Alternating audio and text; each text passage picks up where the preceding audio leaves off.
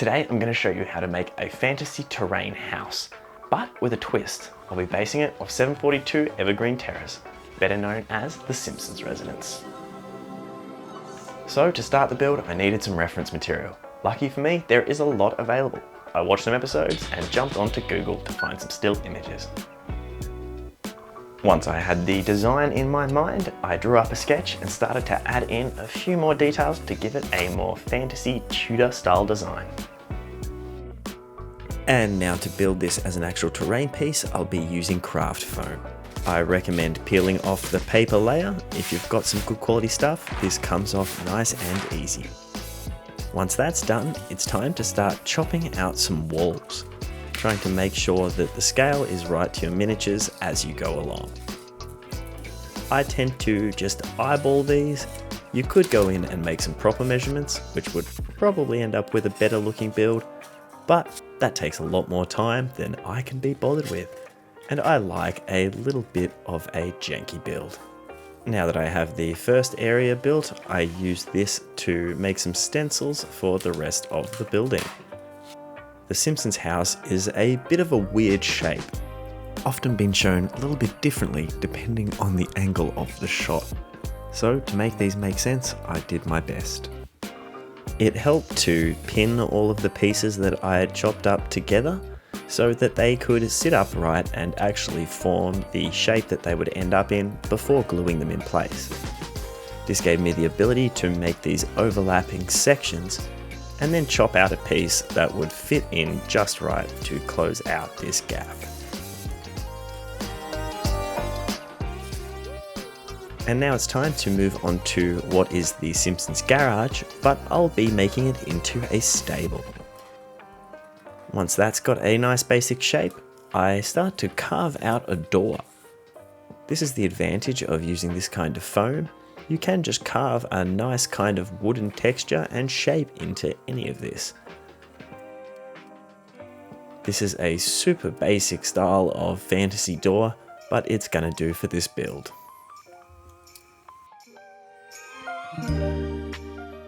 Time to do something similar for the stable doors. Now it's always recommended to check your build against your miniatures, because I realized that this was far too tall. So I pulled everything apart and cut an inch off the bottom.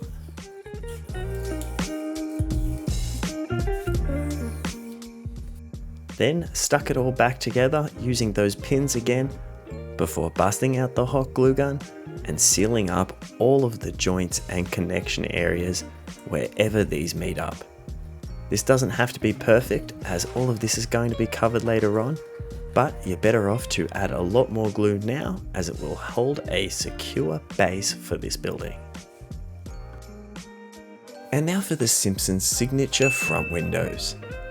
I cheated and printed these ones out. I couldn't be bothered building them, and they're an important feature for the house. So I picked the right scale and gave them a base coat using a grey primer.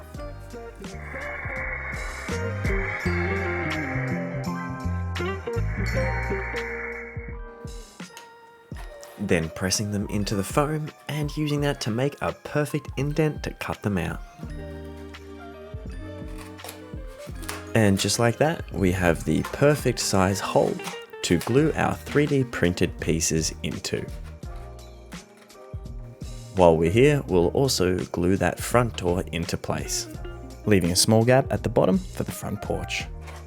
Now before we cut out the rest of the windows, it's time to glue down these last few pieces.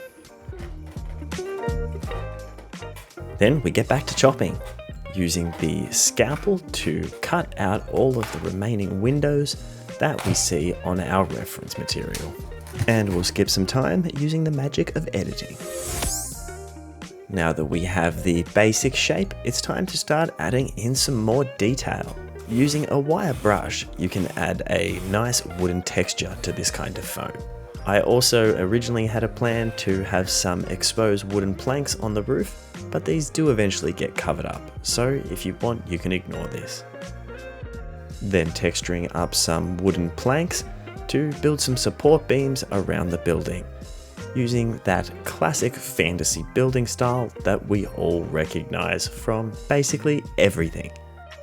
Once I was happy with this shape, I started to glue them down and went around repeating this process over the entire building, knowing that I want to use both the back and front of this building, but also have it explorable from all directions.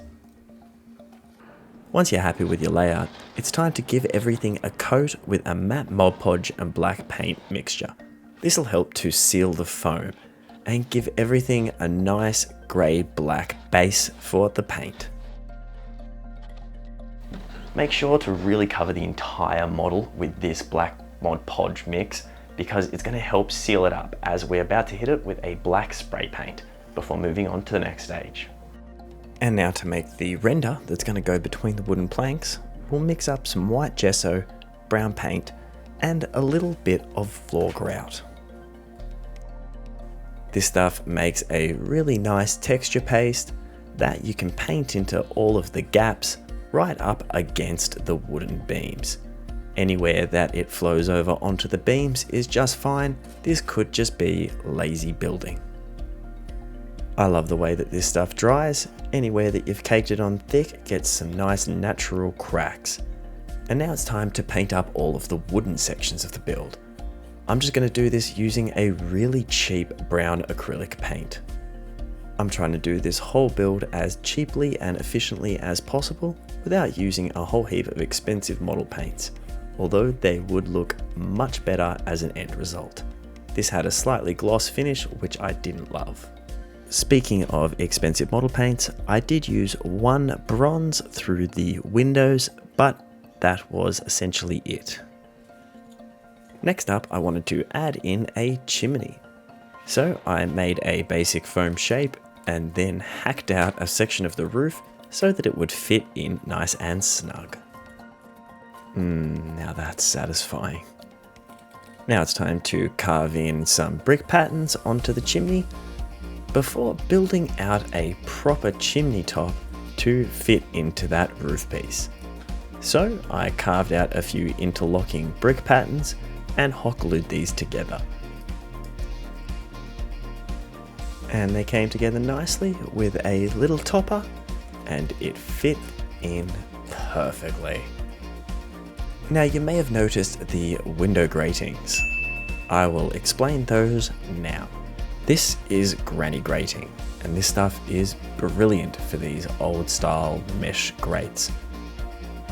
It takes paint well, and it is a soft plastic, so it is very easy to cut, which makes it perfect for cutting down and painting with a nice copper to work as our window grating. Once everything's cut down to size, just stick them in place and then give them a healthy attachment of hot glue. I'm using a black hot glue so it blends into the background, but you could just do a much cleaner job than me and you wouldn't have to worry about anything seeping through. I'll then continue this through to all of the other windows on the build. This looks great, but I do wish that I'd done them on a 45-degree angle, as I think this comes out looking a lot cooler than the horizontal style that I have done. Now that we're fairly happy with the basics of the build, it's time to make a wash. This cheap DIY wash is made with a matte medium, some light brown acrylic paint, and a small amount of black acrylic paint to darken it up. This is then mixed thoroughly with some water and coated over the entire build. As you soak it into every single one of these deep crevices, you then come through a couple of minutes later and dab away all of the excess with some paper towel. This leaves a lot of that danky dirtiness into the corners and helps to add a much darker, more fantasy style look to this building and pulls away from those really bright clean colors that just don't really belong in a dark fantasy. So we continue this over the entire build and help to blend everything together. Then leaving it out in the sun to dry. And now it was time to tile the roof. I took a whole heap of cardboard and cut it up into small pieces and slowly started to glue them down in strips along the roof to form shingles, making them overlap, then using some more cleanly folded pieces to close out the top. This was a couple of hours work while watching a movie. And once that had time to dry, I gave it a heavy coat in a matte MogPodge and black paint mix. I added a lot more black paint this time as I really wanted to cover up all the green in that cardboard. Once this was dry, I then came in with a red terracotta and gave the entire roof a fairly heavy but also rough paint job. Then giving this the same coat in that wash that we made earlier to really darken it up and bring it in to match with the rest of the build. And now we have the house, it's time to give it a plot of land. So let's find a piece of foam that works for it. We'll seal up the edges with that black Mod Podge, and then we'll place down the house and trace around its edges. Now we can move that out of the way and seal up this area of the board. After all, my plan is not to have the house permanently sealed to this base. Rather, it'll be held in place using the front and rear porch.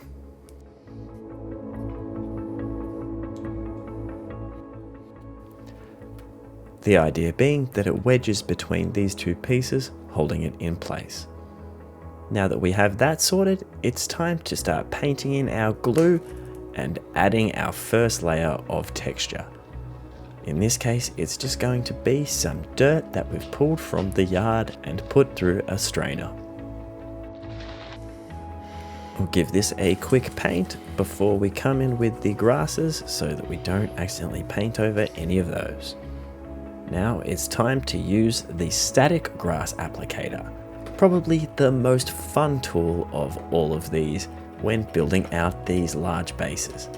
It's amazing how much of a difference this thing can make when making this grass stick upright. It really brings it to life. And now I like to come through with that same sieve down dirt and maybe some small rocks, throwing it over top of the grass. This helps to settle in anywhere that the glue is still showing so that you don't have a shiny, clean base showing through sections of your grass. And now to make some bushes, I'll take some pieces I cut off of aquarium plants, spray them with some glues, and dunk them into some foam flocks. By using different plants as a base and different flocks, you can get a nice variation of plants this way. And we'll be using these as the bushes for the front and backyard of the Simpsons house. They'll also help to hold the house in place and cover up some of these areas that it wasn't perfectly blended into the base.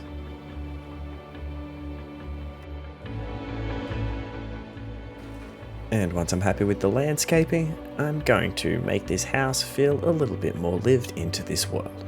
So a little bit of overgrowth and moss on the roof makes sense.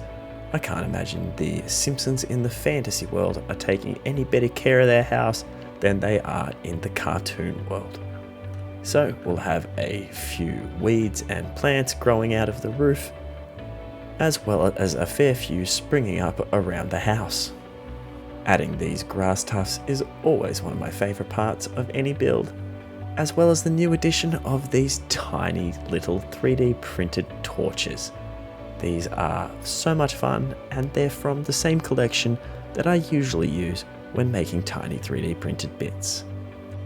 I then took a few pieces of jewellery making kit from my bits box to make a door knocker and a couple of door handles.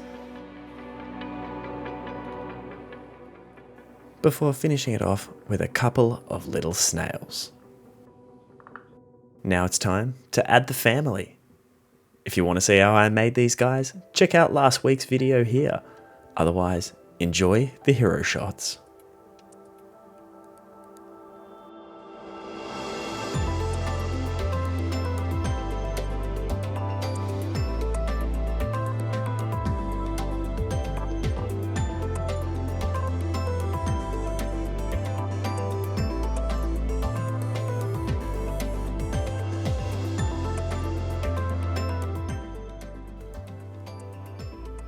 I'm pretty happy with how this turned out.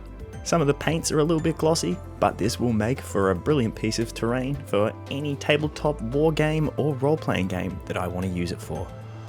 You can never have enough houses for Dungeons and Dragons, and it's always great to throw something down on a Warhammer table. And if not, it's just another cool piece to display on my shelf. Thanks for watching this far, and if there's anything you guys would like to see me build in the future, throw them in the comments below. Give this video a like and subscribe to see more in the future, and remember, never stop making stuff.